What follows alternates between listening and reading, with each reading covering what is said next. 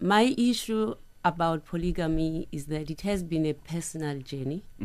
And it being a personal journey, which I am still dealing with and I've dealt with, I believe that there's a bigger picture. Besides the experiences that I've been through, I believe that the voices of women who are victims of this, the voices of children who are victims of this, are largely unheard. And if we do nothing else but raise this to the public and let them understand how it impacts on our society and how we can create an environment where such things do not occur, it would be my little contribution towards that. Because Right, but take us through your personal journey. my personal journey was that I have been married since 1987, and then I just got informed through other parties. Fortunately, it was my family that my husband got married without my permission. And I had to deal with that shock and betrayal and trying to understand how that happened, how it could be. And at that time, he was not around. And at that time, I had to dig deep into my soul to find ways of defining myself and actually finding a meaning to my existence beyond that experience. Thank God I survived that. But it unwound over a number of months. But the basic issue for me is that it happened without my consent. It happened without even being informed. I just had to deal with the consequences of it, and I'm still dealing with them. When did it happen? Were you separated when your husband got married? No, we're living in the same house. And he moved out and got married elsewhere? He just left on a Thursday and got married on the weekend, and then he moved out after that.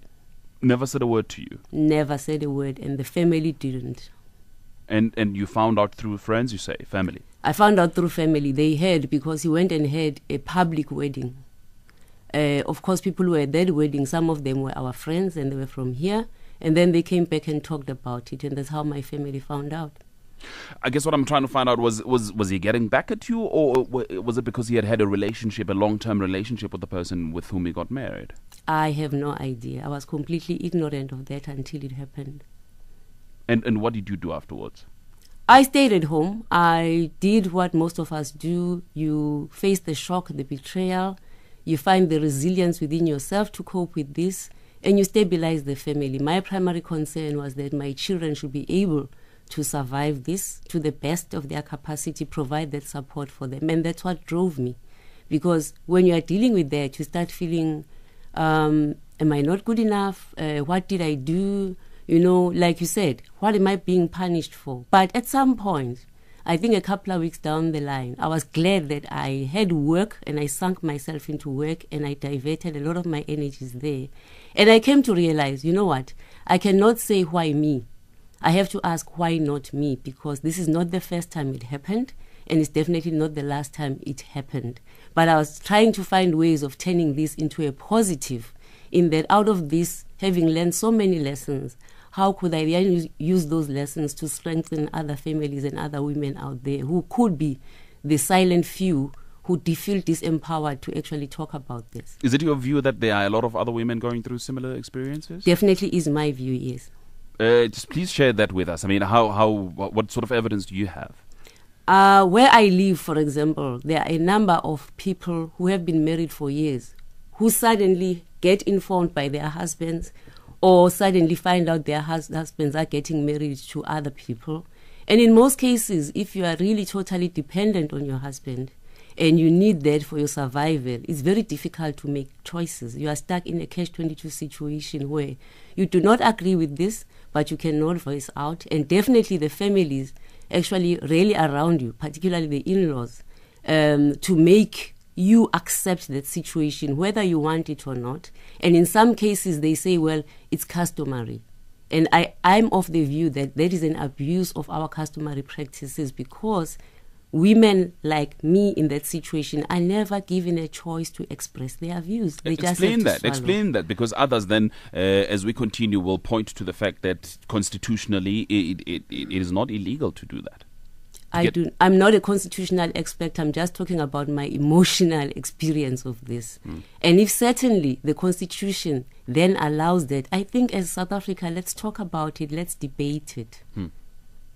Because there is, of course, you're not talking law here. The Recognition of Customary Marriages Act of Act number 120 of 1998. It recognizes and regulates marriages, both polygamous and monogamous relationships, and so on. But there's a point that I really would like to go back to, the issue that you raised about permission. If he had gone back to you and asked you for permission, would you have allowed him to? No, I would not, and he knows that. Did he ever discuss this with you? No. And you would not have allowed it simply because why? We were married under civil right, and we were both very clear that we wanted to have an exclusive relationship. He knows that, and we've discussed it in the past. So it was not even an option. It never even crossed my mind that I could have a discussion around that. But I think if we had, I still would not have agreed, because that is not something I would have chosen to get involved in. Right, let me bring in my other guests here, perhaps starting with you, Dr. Sithole. Your views on what we already have heard from Dr. Ngobese. Olane, basically we are hearing two sides of this here. You know, it's not even sides, it's two angles of viewing it. Firstly, socially, you find that there is a practice called polygamy, which is used by people to take forward the values that we do not necessarily always support. I.e., for example, issues of disloyalty, issues of infidelity. We're talking about a situation where it's formalized here whether via custom or via the law, when it becomes marriage and contractual. But actually, when people, even in their relationship, begin to have multiple partners and all of this, as a society we rebuke that, particularly where we are not necessarily involving the spouses, and we don't even think that it is fair to do this, involve these potential spouses to discuss that they want the same man. So I do not know how it becomes acceptable socially, only because it has now been given a stamp of authority in the name of culture. And secondly, formally, to come back to the formal side, the customary side, you know, there are things related to custom that, as Dr. Ngobese was saying, are really abused. Polygamy is a culturally sanctioned choice. It's not a cultural prescript. But when men want to practice it without necessarily engaging those that are affected, because when you do something like that, there has to be a question of negotiability of these kinds of things. That is why the Customary Marriages Act prescribed that you need to speak to the other party. And the culture, generally speaking, was like that. That is why when people start talking about customary law, they are actually talking about a contradiction of terms. That which is customary was negotiable before. And when it became codified into law, thanks to Theophilus Shepstein and other colonialists, it began to be seen as rigid. Now, there is no such thing as a prescript of culture. There is negotiability in culture, and there has got to be choice in those matters. Gee, that's very interesting. Just a bit of clarity again about that one, because it sounds a little complicated. Cultural, you say it's sanctioned and it's not a prescript. In other words, if I marry one person, I'm not culturally wrong. Is that what you say? If you marry one person, and you would have come to some kind of understanding with this person of what kind of relationship you want to have with them, then you want to exercise your choice, perhaps as a man, as an option that society gives you to have polygamy. You are bound to go back to the other party that is affected by this and find out whether this is acceptable to them. Men and people like to cite olden times when they do these things, and yet even in those times, people involved their families when these kinds of things were done. So it's a culturally sanctioned choice, but it is customary. It has to be negotiable. It has to involve the people that it affects it has to be in line with wants and circumstances. How would you in then? most cases, Sure. it is men who want it, but between children and women, there's got to be some kind of feedback as to how acceptable it is. How would you then categorize Dr. Ngobese's case here? Is it culturally unsanctioned? It's actually abuse of culture when someone. It is sneaking off. It's just that this happened to be a sneaking off and having another relationship and then formalizing it. But it is no different than any other relationship when someone is practicing infidelity. In this particular case, it so happened that it was given some stamp of approval via marriage. All right. So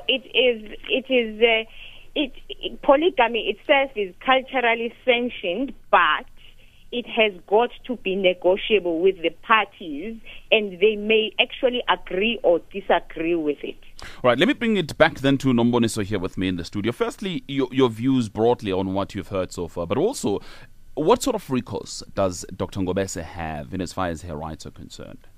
Well, good morning, Xolani, to the listeners. Dr. Ngobese, thank you very much for sharing your personal journey, which is very difficult. And to my colleague Pearl in Durban. Look, I think polygyny is a very complex issue. I'll take it from firstly what Dr. Ngobese has said and say that what we have here is bigamy, and bigamy is illegal. The Customary Marriages Act is very clear that you cannot marry in customary marriage when you have a civil marriage.